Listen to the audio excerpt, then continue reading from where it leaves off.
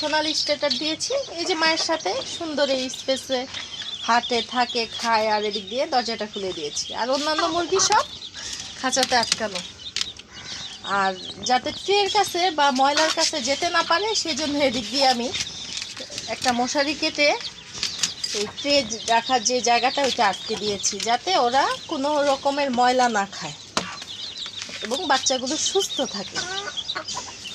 আর মোড়া দিয়ে দিয়েছি যাতে ওরা বৃষ্টি হলে নিজে নিজে ওদের খোপে উঠতে পারে, নামতে পারে।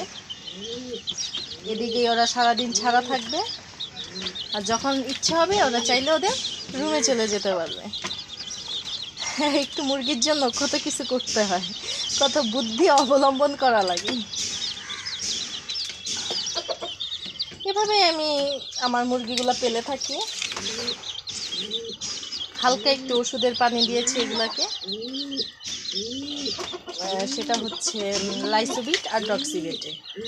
এগুলো খেলে বাচ্চা সুস্থ থাকে। সপ্তাহে 2-3 দিন দেই, বেশি দেই না। এই লাইসোবিটটা খেলে বাচ্চার রোগ প্রতিরোধ ক্ষমতাটা ভালো হয়, আর ডক্সিবেটে খেলে হচ্ছে ঠান্ডাটা কম হয়, বাচ্চাদের সহজে ঠান্ডা লাগে না। যেহেতু ছোট বাচ্চা, আজকে আমার বাচ্চাগুলো মাত্র 16 দিন বয়স। সবাই দোয়া করবেন।